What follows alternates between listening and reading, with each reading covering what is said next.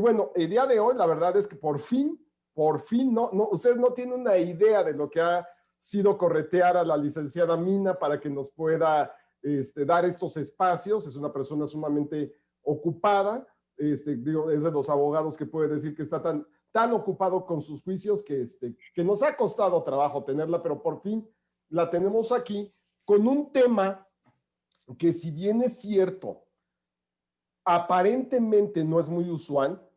El problema está en que cuando se llega a presentar, las personas tienen muy pocos recursos y tienen muy poca información de cómo enfrentar el problema.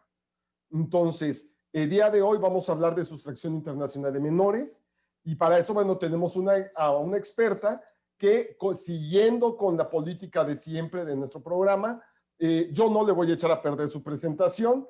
Entonces, Mina, por favor, si eres tan amable de presentarte, de recitarnos tus títulos nobiliarios y contarnos tu trayectoria profesional, por favor. Hola Luis, ¿cómo estás? Gusto en estar aquí contigo, en poder platicar de este tema, que efectivamente sí es un tema muy importante para los papás o las mamás que tengan algún tipo de duda al respecto. Me presento primero, yo soy abogada egresada de la Universidad Complutense de Madrid, estudié allí, después vine a residir a México, llevo aquí ya más de 20 años, entonces ya puedo decir que soy casi mexicana. Casi, casi.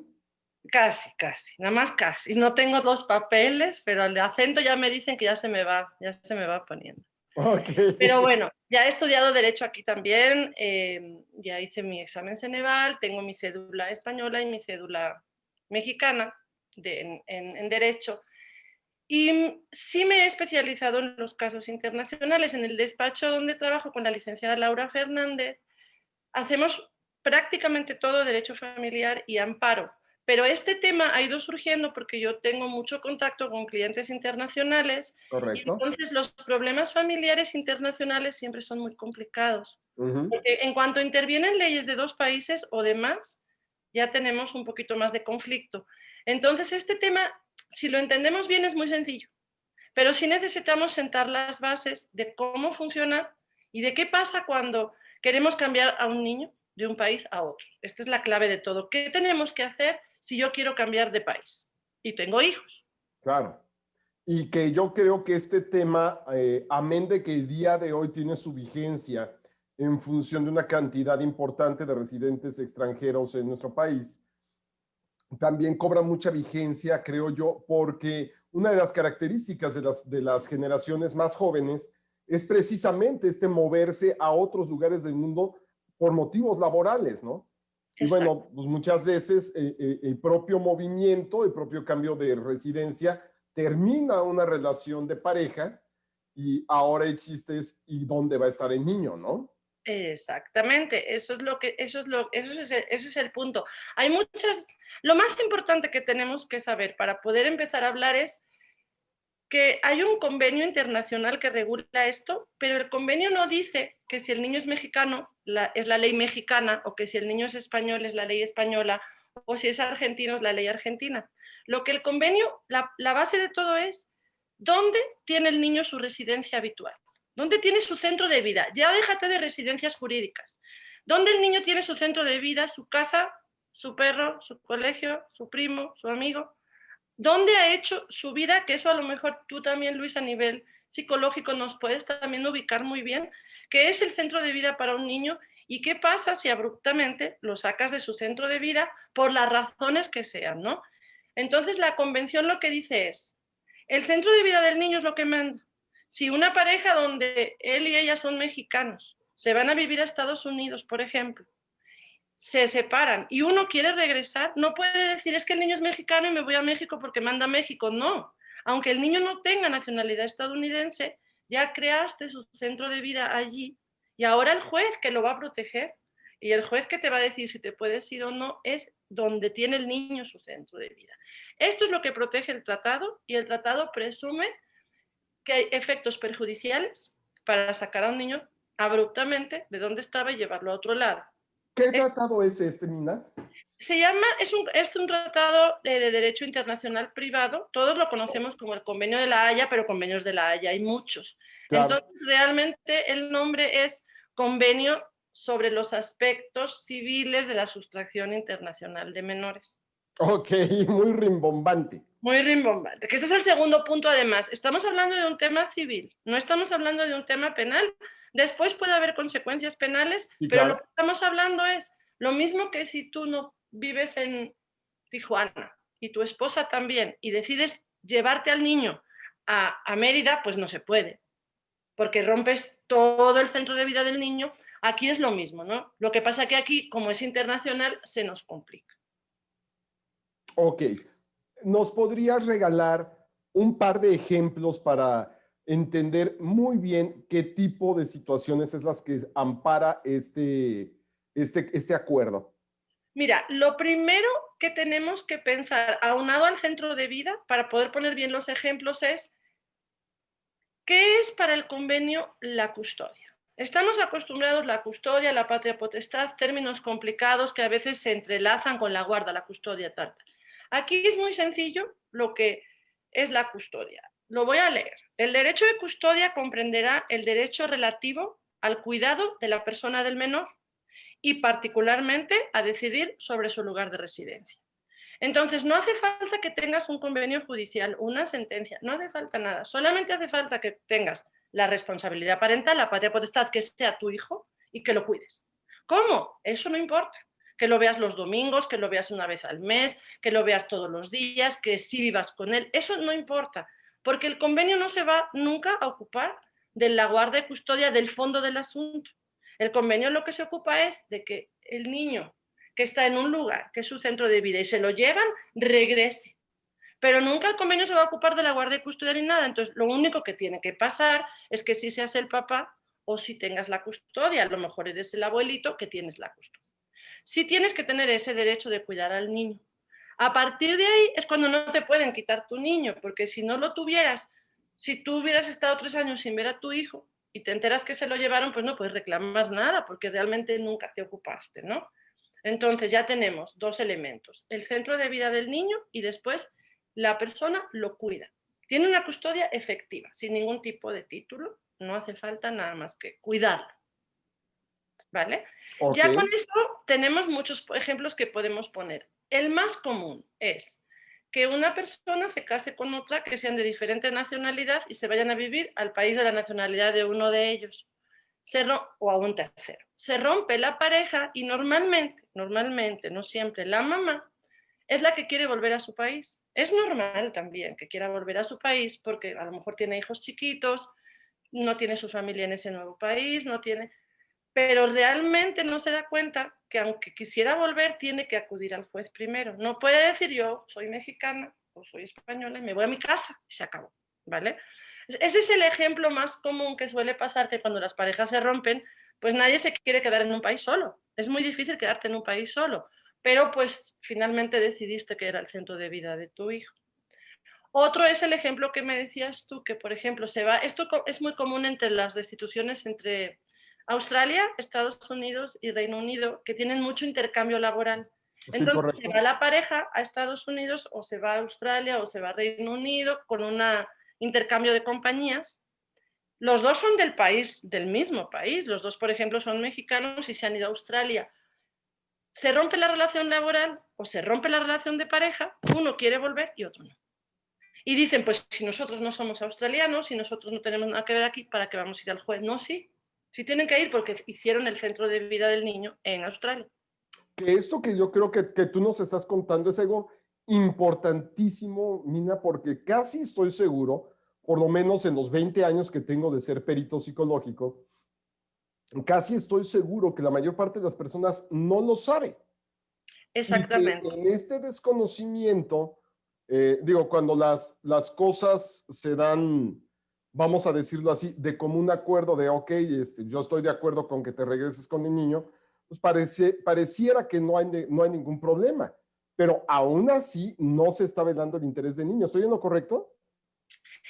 Si hay un consentimiento de las dos partes, no hay problema. Entonces no hay problema porque, pero tiene que haber un consentimiento que sea Escrito. expreso y escrito, y si es ante notario, mejor. Ahora hablaremos de todo eso, porque muchas veces pasa que decidimos, bueno, es que tú me dijiste que sí me podía ir, no es que no te lo dije.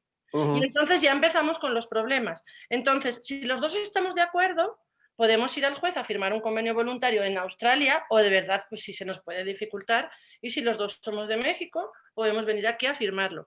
Pero mucho cuidado, porque luego hay muchos malentendidos. Entonces, ahora, Exactamente. claro, es que como en derecho familiar siempre es muy complicado. O sea, en las demandas familiares vemos cómo las demandas son tan contradictorias y las partes dicen cosas tan contrarias, pues desde el principio es mejor que si vamos a hacer un cambio de residencia lo hablemos bien y sepamos lo que estamos diciendo, cuándo sí y cuándo no. Podemos pasar, si ya hemos visto que el lugar de residencia es en donde no podemos sacar al niño, que tenemos que tener la custodia, que esa custodia tiene que ser efectiva, podemos ver qué excepciones puede haber, ¿no? Porque finalmente sí hay veces que una de las dos partes tiene que llevarse al niño por ciertas razones. Claro. Entonces vamos a ver cuáles son válidas y cómo Exacto. debemos de preparar esas razones válidas, porque de verdad que es una pena cuando lo hacemos mal y nos vamos a las bravas y, por ejemplo, hemos sufrido violencia, pero no la hemos acreditado y nos hemos ido porque sí, y vamos a perder el juicio de restitución y vamos a tener que regresar y nos van a poder encima quitar al niño. O sea, los casos donde hay violencia, de verdad que sí es bueno que si la hay, lo preparen. No se Claro. marchen, porque se marchan y pierden todo. Entonces ahí sí es donde, bueno, vamos a ver qué excepciones pudiera haber. Yo ahora ya bueno, en los ejemplos que estábamos diciendo, lo más común es me voy de vacaciones a mi país natal y aunque no lo tenga planeado, me encuentro también donde estoy que no quiero volver. Esto es lo más común, porque además mis amigas me dicen, mi mamá me dice, el otro me dice y me quiero quedar, ¿vale? La Esto es lo que licenciada tenemos que Nina se va evitar. de vacaciones a España y está en Sevilla y dice, ya no quiero regresar yo a Querétaro. Eso es lo más habitual, porque claro, vuelves a tu entorno y ¿cómo te vas a querer volver? Igual vuelves a un sitio donde no te están dando pensión, donde no tienes trabajo. Hay que entender esa parte humana, pero hay que tener mucho cuidado, lo que vamos Claro. a hablar ahora. ¿Qué excepciones considera el tratado para que si yo me he llevado al niño, ya no tenga que regresarlo nunca más? ¿Qué excepciones hay? Bueno, las excepciones son muy poquitas y me va a tocar a mí que me he llevado al niño. Si yo me lo he llevado, me va a tocar a mí probarlas. Por eso, tengo que tener mis pruebas y las pruebas no me las puedo crear cuando ya llegué a mi casa y estoy tan contenta. Las Claro. tengo que traer de donde venía. Claro. ¿Vale? Entonces vamos a poner que sí estoy yo aquí en México y me quiero ir a España porque tengo una violencia espantosa. Ahí es el primer caso donde yo tendría que ir contigo, Luis, donde tú tendrías que ver que efectivamente yo estoy sufriendo violencia, porque yo ya tendría una prueba, llaman preconstituida, en el lugar donde la estoy sufriendo. Luego Claro, tendría que que ir no yo al sería Ministerio una prueba Público. pericial, pero sí aplica allí un dictamen psicológico en el cual se acredita que una persona está sufriendo de violencia, ¿no? Porque es Eso. una prueba que está ofreciendo la persona fuera de una situación jurídica todavía. Por eso no es un Todavía, pero ya me peritaje. estoy preparando porque yo sé que tengo Es violencia. un dictamen psicológico para acreditar la presencia de violencia, ¿no? Después yo podría ir al Ministerio Público. Lo correcto, claro que sería ir al juez de aquí, pero yo sé que muchas veces que es muy complicado porque son procedimientos de años, pero si hay violencia verdadera, sí hay que acudir a poner denuncias y sí hay que acudir a por un dictamen, mínimo. La recomendación es vete al juez del lugar donde estás. Esa es la recomendación 100% que, jurídica. Pero si no puedes por alguna razón, hay veces que dicen, no, pues es que razones ya un poquito que salgan de contexto, por lo menos prepárate para que tengas evidencias contundentes y aún así cuidado porque a lo mejor también te regresa. Pero bueno, te tienes que preparar. ¿Cuáles son las excepciones que estamos diciendo? La primera excepción, porque esta me he adelantado porque a lo mejor es también la que más, pues la que más parece que pueda suceder, pero hay unas un poquito antes de esas. La primera excepción es el consentimiento, que es el que hablábamos. Si hay consentimiento en el traslado a otro país, si los dos lo han decidido, luego ya no me vengas a decir que por qué me fui. Pero tiene que ser contundente ante notario.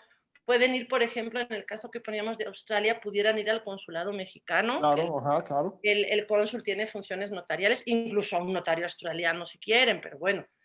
Y tienen que firmar ese consentimiento fehaciente y ya se va la mamá o se va el papá y ya no hay ningún problema, porque ese es el primero de todos. Muchas veces vienen con un poder para viajar, pero no es un consentimiento claro. No es que sí me dio permiso, es que me dijo, es que... Sí, o sea, técnicamente un consentimiento de viaje es eso. Te estoy dando permiso de que vayas de viaje, no de que te quedes con mi hijo en otro país a residir. Y la mayoría de las veces vienen con un consentimiento solo para viajar porque le dijeron al papá, ay, dámelo, dámelo. Pero no fue. O el notario no lo hizo bien, ¿eh? Pero tiene que ser expreso, fehaciente, que esté clarísimo que tanto el papá como la mamá quieren que el niño viva en Nueva York. Entonces el niño vivirá en Nueva York. Si no, no se puede. Entonces, eso es lo primero, la primera excepción. No, oiga, ¿por qué me viene aquí a demandar el niño si aquí está mi consentimiento? Si así fuera, el niño se pudiera quedar en el país destino.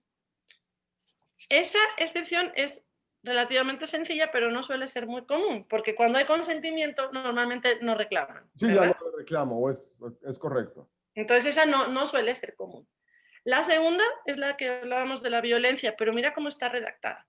Dice que la parte sustractora demuestre que existe un grave riesgo que la que exista un grave riesgo de que la restitución del menor lo exponga a peligros físicos o psíquicos o lo ponga en una situación intolerable.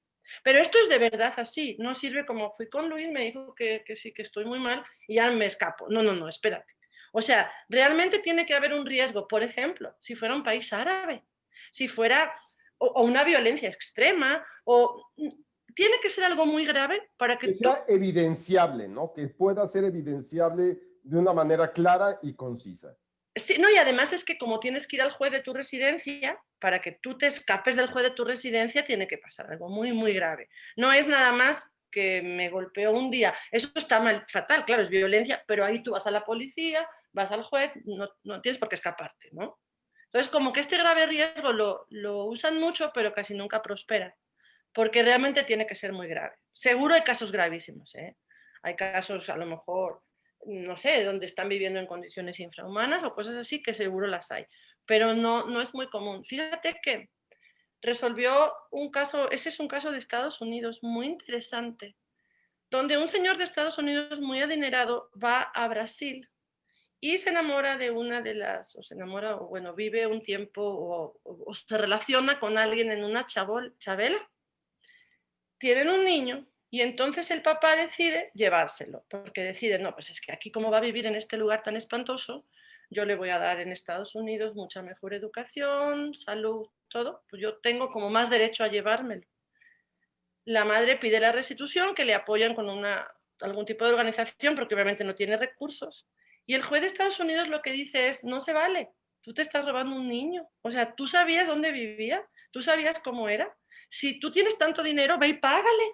Ve a Brasil, sácale de donde vive, ponle una casa, ponle un colegio. Pero no se vale que por pobreza o por ese tipo de cosas tú te vayas a robar el niño a otro país.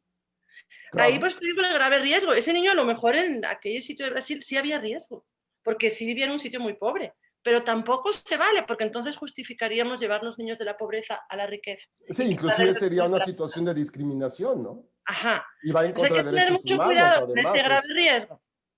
Sí, Luis, perdona, que me estabas diciendo No, algo. te decía que es una situación que se podría entender como discriminación y que además va contra derechos humanos, ¿no? Encima, pero fíjate, si eso no era grave riesgo, tengamos cuidado de querer alegar, ay, es que yo vivía muy mal allá y me encontraba mal, y espérate, o sea, fíjate este ejemplo que te estoy poniendo, que encima lo resolvió un juez de Estados Unidos, regresando un niño estadounidense a Brasil, a un lugar, pues las chavelas que hay ahí, o como favelas se llaman, ¿verdad? O sea, Favela, es favela. favelas. O sea, pero porque finalmente también, claro, lo regresó con ciertas condiciones. Ahí a lo mejor habría que estudiar si el juez garantizaría, pero es que el señor sí tenía dinero, entonces vete allí y allí dale la pensión y allí sácalo tú de allí, pero sin robártelo, ¿no? Sin secuestrarlo. Entonces, esos puntos tenemos que ser muy finos y yo diría que si estás en esa circunstancia, ve con un abogado en el país que estés para que sea experto en restituciones, porque si no te va a decir, llévatelo, no pasa nada, tal. No, Sí, sí, sí, sí, sí, sí, sí. Y mira que precisamente después de 20 años de hacer peritajes hemos visto muchísimas historias de esto, que amigos, abogados, igual que tú, de repente escuchamos historias de, oiga, es que por trabajo me puedo ir a vivir a Cancún Estoy separado y tengo a mi hijo, me voy a vivir a Cancún. Total, yo tengo la custodia. No, espérame, pero aunque tengas la custodia, tienes que, por lo menos en nuestro sistema, avisarle al juez, Claro, comunicarle al juez. claro, para ver si te da permiso, para ver cómo queda garantizada la convivencia, para ver, porque finalmente, no sé, supongo que cada niño es distinto, pero todos los niños van a tener una afectación si lo sacas de donde viven y lo llevas a otro lado. Entonces, esa afectación es la que el juez tiene que medir si no te pones de acuerdo con tu ex. Fíjate, Mina, que en este tema yo recuerdo un caso muy bonito, yo diría el término bonito, en San Miguel de Allende, donde una mamá norteamericana tiene a un hijo en Estados Unidos, hijo de un mexicano. El mexicano se regresa a México con todo y su hija, sin el permiso de la mamá. Ella instala un juicio en Estados Unidos, también uno aquí en Guanajuato, y le dicen, bueno, el tema está en que sí, tienes toda la razón de que se llevaron a tu hijo sin permiso, de que violaron tu derecho de convivencia. Sí, sí es cierto a todo lo que dices.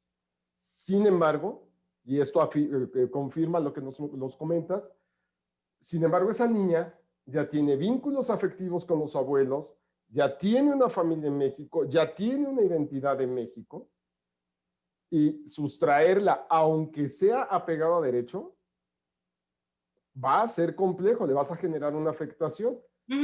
Y como resolvió la Corte de Estados Unidos y la de México en consecuencia, fue, ok, se tiene que garantizar que la niña, llegando a Estados Unidos, va a tener un periodo de aclimatación cultural junto con la mamá de 3 meses, me parece que este proceso, además auspiciado por una organización no lucrativa que meten a los papás y a los hijos así en un tipo campamento de verano, en cabañitas y demás, y que están trabajando para generar vínculos, para generar confianza, para generar afectos, ¿no? Claro, claro, porque ese es el problema también, que luego estos juicios deberían de ser rápidos, pero se hacen lentísimos. Entonces, pues al final ahora tengo yo una niña de 3 años y medio que está en juicio, que ya hemos pasado varios meses de juicio y esto va a seguir para largo. Pueden durar hasta 2 años. Entonces, esa niña ahora va a estar sin ver al otro progenitor 2 años, va a tener 5, va a tener 6, va a ser un problemón muy grande. Pero ahí viene el segundo punto de, teníamos el centro de vida del niño. Si nosotros lo sacamos abruptamente y nos lo llevamos a otro lado sin permiso, como hemos hablado, si el papá que se queda atrás en el tratado en inglés, porque en español no hay una palabra tan clara, pero en el tratado, la versión en inglés, dicen el papá left behind. O sea, es como muy claro el papá que se quedó atrás. Ese papá, si pide solicita la restitución internacional de su hijo o de su hija en un periodo de 1 año, desde que se la llevaron hasta que él va a la autoridad central, que es a donde hay que ir, ahora lo hablamos dónde está y todo. Si el papá tiene todo 1 año para ir hasta la autoridad central y pedir que le devuelvan a su hijo. Si lo hace, ya no se puede estudiar la integración del niño aquí, porque claro, la mamá quiere aguantar aquí lo más posible y se esconde para que se integre, pero la corte dice no, no vamos a estudiar integración, lo siento mucho, pero no lo integres mal porque no te va a funcionar. Entonces, el papá o la mamá que se quedan atrás tienen ese año. Hay que tener cuidado con ese año. En México, por ejemplo, la Corte ha dicho, el año se computa desde que se lo llevaron hasta que tú vas en tu país a tu autoridad a solicitar. En Estados Unidos no. En Estados Unidos es desde que tú lo solicitas al juez estadounidense. Entonces, cuando queramos calcular el año, que es un año, hay mucho tiempo, debemos de ser conscientes que dónde está el niño y cómo ese país calcula el año. Si me encuentro dentro del año, no va a pasar nada. Aunque así dure el juicio 6 años, no se va a estudiar nunca la integración, porque se presupone mala fe, lo están alargando. Ahora bien, si yo me tardo el año, como se compute según el país, si yo me tardo el año, ahora sí se va a estudiar integración. Entonces, si a mí me viene un caso de restitución que ha tardado el papá más de 1 año en pedirlo, sí se va a estudiar integración y lo que tengo que hacer es llamarte y decirte, Luis, me tienes que mirar mediante un peritaje especial, porque no me puedes ver nada de fondo de guardia y custodia, pero me tienes que mirar si el niño se integró o no. Claro. Porque hay niños que se integran muy rápido y Y hay hay niños otros que que no. no.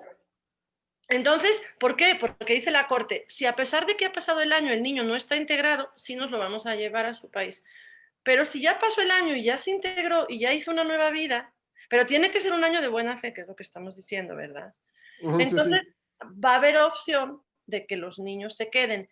¿Qué pasa también? Que como los esconden para que no los encontremos y todo eso, pues no se integran, porque entonces no Exactamente. van de un lado para otro.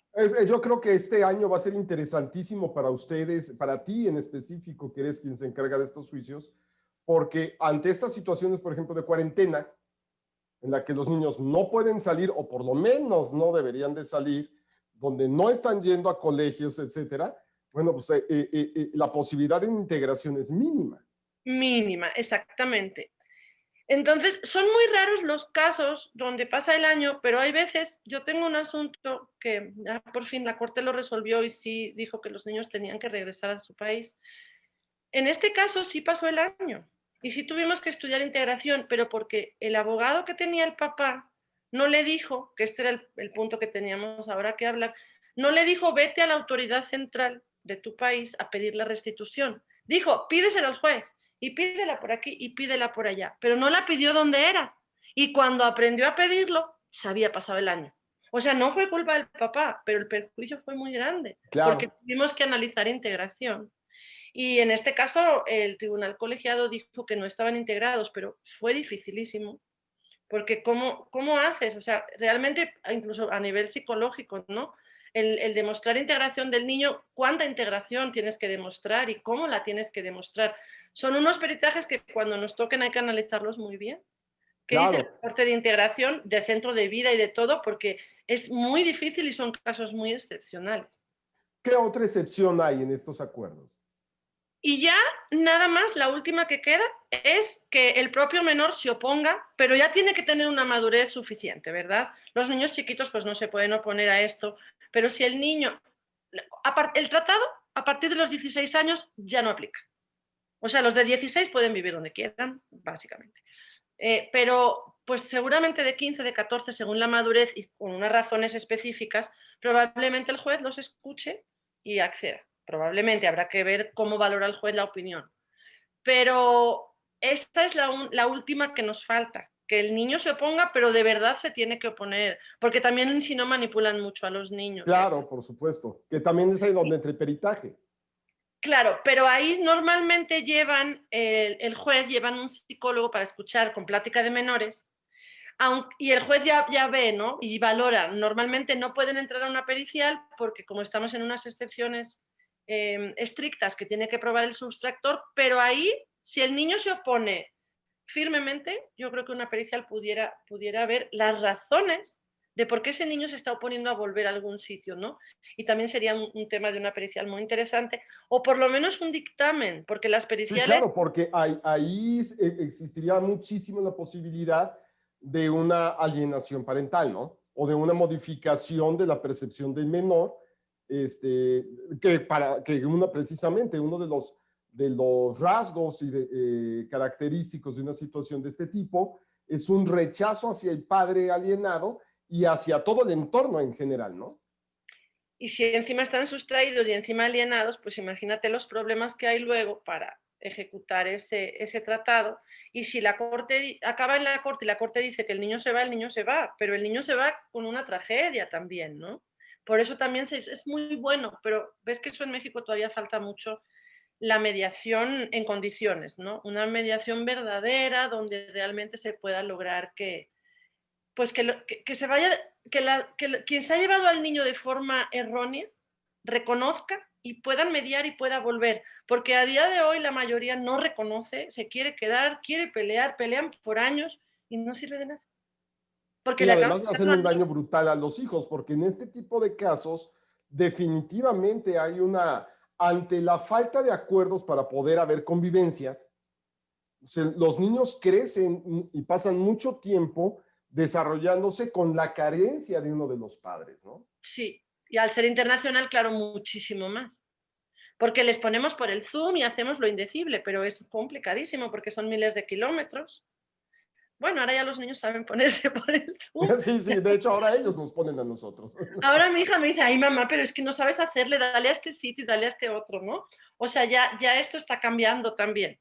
Pero aún así, es verdad que estos casos son muy complejos, pero a la vez muy sencillos, porque si sabemos las reglas básicas de lo que podemos y no podemos hacer, sería más sencillo no cometer los errores que luego van a llevar a tanto fracaso pues de la relación y de la crianza de los hijos. ¿Cuál ha sido el caso? Regálanos un ejemplo de un caso muy sencillo y bien llevado y uno muy complicado y mal llevado en este sentido. En realidad, siempre que logres, el problema que tenemos a veces es que los casos llegan ya del extranjero y llegan como llegan. Entonces ahí, como no puedes hacer nada porque, espera Luis, que era muy importante, tienes que ir a la autoridad central a pedir la restitución. La autoridad central en cada país se busca en internet qué autoridad central es la que lleva los temas del Convenio de la Haya y ahí sale, ¿no? Entonces, aquí es Relaciones Exteriores, en España es el Ministerio de Justicia, en Argentina es el ministerio, no sé, o sea, cada país tiene asignada una autoridad. Ahí tienes que ir a pedirla. Ahí hay unos formatos estandarizados y en el convenio hay unos requisitos que te dicen que la foto del menor, que dónde está, que tal y que tal. O sea, es algo muy estandarizado a nivel planeta prácticamente de todos los estados firmantes para que sea algo homogéneo. Entonces, una vez que hemos ido a la autoridad central y hemos presentado los papeles y llegan al país de destino. Si yo he preparado con el abogado del país los papeles, yo sé lo que necesito para demostrar, pero si yo me buscan en el último momento, que suele pasar, viene como viene y yo no puedo meter más pruebas. Entonces ahí es donde se empieza a complicar. Entonces, más bien, yo creo que los casos se complican o no según los preparemos desde el principio, pero realmente la mayoría de los casos son sencillos porque no hay consentimiento, porque no hay grave riesgo y porque el niño tiene que regresar. Nada más, yo creo que el caso más complicado que hemos tenido ha sido el que te digo de integración, que no fue culpa del papá realmente, pero fue que se pasó el año por haberlo pedido donde no era y entonces se complicó mucho por las pruebas de integración. Pero fuera de ahí, casi nunca se quedan, porque casi nunca se da la excepción. Son excepciones muy, muy, muy estrictas. Ya. Y mi pregunta es, Nina, digo, tengo el gusto de conocerte hace unos años, eres súper disciplinada para estudiar. ¿Por qué te apasionó este tema? Ahora vámonos sobre la persona. Bueno, no nos hiciste trampa y no nos dijiste tu nombre completo, que siempre he querido ver cómo lo dices y cómo lo pronuncias. Mi nombre completo es muy largo porque es Josefina Lucía Mestre, de primer apellido, Herrero Fontana, compuesto de segundo apellido. Entonces, sí, el nombre es complicado. Fíjate que esto empieza, bueno, yo siempre he trabajado con la licenciada Laura en Derecho Familiar, nos gusta mucho, hemos estudiado mucho estos temas, nos hemos preparado y de alguna manera yo creo que estamos preparados para también dar un poco tranquilidad a los clientes, porque a veces casi nos sustituimos en la labor de ustedes porque les tenemos que explicar, les tenemos que calmar, afloran los sentimientos, es complicado. Entonces yo creo que sí tienes que tener un perfil que te guste el derecho familiar, porque si estás lidiando todo el día con problemas de la gente y estás tratando de ayudar, pero también estás absorbiendo a lo mejor muchos problemas. Pero nos gusta ayudar, nos gusta hacer las cosas así, nos gusta que se respeten los derechos de los niños. Entonces nosotros luchamos mucho por los derechos de los niños.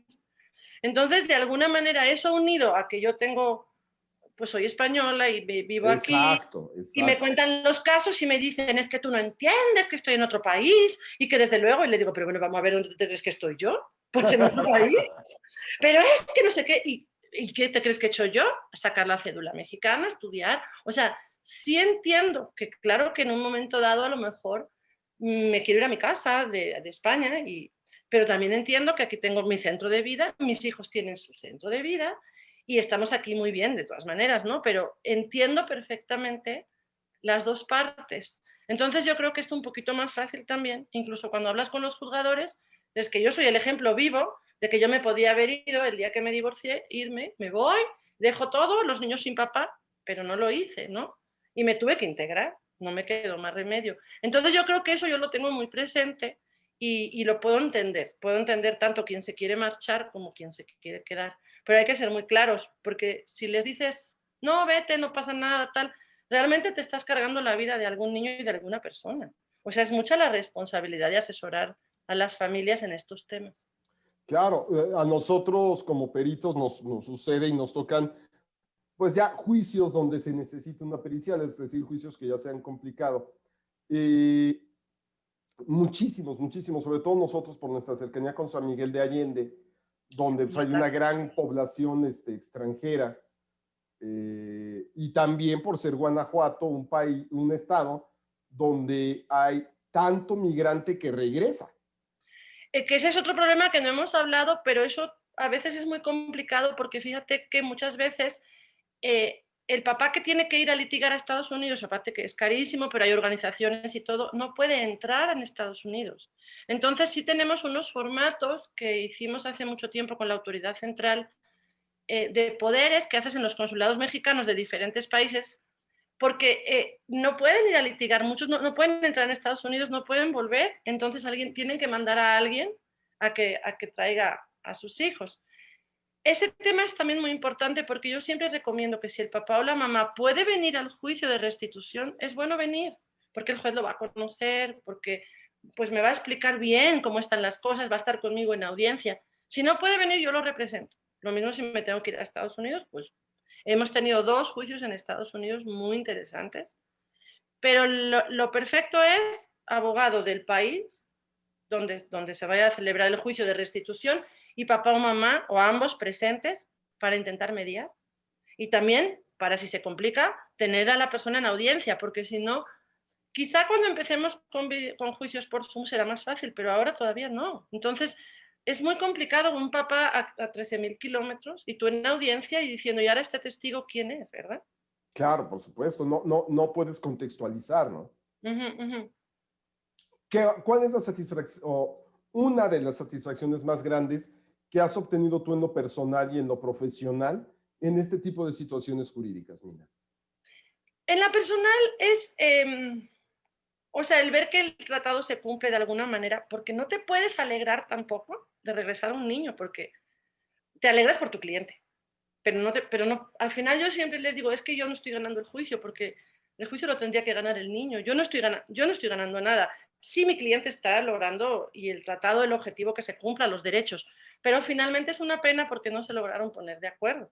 Entonces, hablar en derecho familiar de ganar parece que no es muy lógico, ¿verdad? Pero sí, de alguna manera, la lucha que tiene el papá o la mamá que ha perdido su niño en recuperarlo, sí, sí es una satisfacción porque de alguna manera logras un reencuentro familiar, ¿no? Si todavía es por mediación y se logra que todos estén de acuerdo, es mucho mejor. Profesionalmente es muy interesante porque estos casos están llegando a la corte. O sea, tengo 2 en la corte. O sea, yo esto de pensar que vas a llegar a la corte a hacer jurisprudencia, ¿verdad? Bueno, a que tu caso haga jurisprudencia, pero ya estamos llegando, ya estoy a un nivel ya muy avanzado en amparo en estos casos de restitución porque como la corte está trayendo muchos y hay mucho todavía, no hay criterios homogéneos, pues hay que estudiar muchísimo del tema, pero es un tema donde te permite ascender muy rápido. Hay temas que ya no van a llegar a la corte porque son evidentes, ¿no? Si hablamos de custodia, difícilmente, ¿no? O de temas ya muy trillados. Pero este tema está dando mucho que hablar. Entonces, sí, realmente no paro de estudiar este tema, pero da mucha satisfacción porque sí estamos logrando pues llegar muy arriba de alguna manera en cuanto a criterios jurisprudenciales, ¿no? Claro, y para mí como psicólogo, que no puedo abstraerme y dejar de ser lo que soy, ¿verdad? Pues me hace todo el sentido del mundo desde que te conozco, es que esta sea tu pasión, porque al final del día, aunque tú hayas elegido México como tu lugar de residencia y el lugar en el que desarrollas a tu familia, eh, te hace sensible, te pone el tema a nivel de piel, ¿no? Te pone en esta situación en la que con base en una gran congruencia puedes decir, yo quisiera hacer lo mismo que tú, pero sé que no es el camino correcto, ¿no? Sí, y hay que ser como fuerte y hay que ser también como muy coherente, ¿no? Porque exactamente no nos podemos dejar llevar por los sentimientos en estas cosas. Y hay que tener muy clara la norma y explicar muy clara la norma y las consecuencias. Y hay veces que hay mamás que, no, es que me quiero ir, y lloran y se desesperan y quieren que yo les diga que se vayan y yo les digo no. Y luego buscan a alguien más que se lo diga y lo hacen. Pero es que no se lo podemos decir porque no les vamos a ayudar a las familias si les decimos algo que no es. Pero eso pasa en todos los juicios familiares, ¿no? Que hay que ser muy ético porque hay que tener mucho cuidado porque está en tus manos una familia y si no tienes mucho cuidado con las recomendaciones que haces, pues puedes crear muchos conflictos y además es que éticamente, ¿cómo vas a meterte en temas de custodia, de pensión, de convivencias, si no tienes unos mínimos, ¿no? Porque no puedes perjudicar a un niño aunque porque tu cliente te lo diga. Más bien tienes que regañar al cliente, ¿no? Muy bien. Nina, este tema seguramente nos va a dar para más, pero se nos ha acabado el tiempo y con lo amantes de la puntualidad que tú y yo somos, bueno, creo que hay que suspender aquí. Si tú pudieses resumir en una sola frase tu visión del derecho, ¿cuál sería esta frase? ¿Del derecho en general o del tratado? De que lo que tú prefieras. Porque yo diría que del tratado que hemos estado hablando es el respeto por el niño, el que los progenitores en todas las circunstancias, antes de pensar lo que ellos quieren, tienen que tener respeto por el niño, por dónde lo pusieron a vivir, dónde hicieron su centro de vida y que tengan mucho respeto por eso que crearon y por eso que hicieron y por ese entorno que hicieron y no tomen decisiones desesperadas, sino que respeten muy bien al niño. Muy bien. Prácticamente para terminar, ¿cuál es el aporte que te hace a ti en estos juicios las pruebas psicológicas? Ya mencionaste las dos instancias, pero ¿qué es lo que a ti te sirve de una prueba psicológica? En los temas familiares en general, creo que la prueba psicológica es prácticamente la prueba que va a definir el juicio, porque el experto en psicología es quien va a decir las habilidades maternales o paternales, la personalidad, todo lo que va a definir la psicología en una prueba es lo que va a ayudar más al juez para decir el niño si tiene que estar con el papá, con la mamá, compartida, cómo deben de ser las convivencias, porque los testigos pueden ver, pero no pueden aportar tantas cosas. No es prueba idónea. La psicología, la pericial en psicología, cuando se hace bien hecha, es realmente creo que la prueba idónea, junto con trabajo social también, que puede decir al juzgador, le puede dar los mayores elementos para resolver un juicio. Entonces, para mí la prueba es fundamental. Si yo voy a un juicio y no tengo un buen perito en psicología, probablemente yo no pueda dar al juzgador los elementos para yo poder defender mi postura. Muy bien. Bueno, siempre termino con esta frase, pero creo que es fundamental, por eso siempre la repito. El mundo del derecho es muy grande, hay muchas ramas, hay muchas actividades que se hacen en torno a la situación jurídica y cada área tiene sus especialistas y cada especialista tiene sus pasiones. Y creo que cuando podemos encontrar la mezcla ideal entre conocimiento y pasión, estamos cayendo con el profesionista correcto, con la persona que te puede ayudar. Y en este caso, si tú estás en una situación de este tipo, donde hay derecho internacional sobre niños en por medio, donde hay una sustracción, donde hay una restitución, acércate a los expertos. No, este es uno de estos puntos donde si te duele la garganta, no puedes ir a ver al cardiólogo. Necesitas un otorrino. Sí. No cualquier abogado te puede ayudar en esta materia y déjame te digo algo a título personal y tomando la responsabilidad como siempre de mis dichos. En una situación internacional necesitas no nada más personas que sepan, necesitas personas que saben y que tienen experiencia.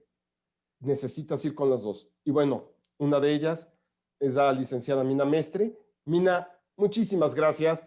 Gracias, valió muchísimo la pena andarte correteando. Muchas gracias, Luis, por el espacio también y por explicar esto, porque sí es muy importante que lo podamos difundir y que todo el mundo tome las decisiones correctas. Cuídense mucho, pasen muy buena noche, por lo menos a la hora que grabamos, y que estén muy bien. Gracias.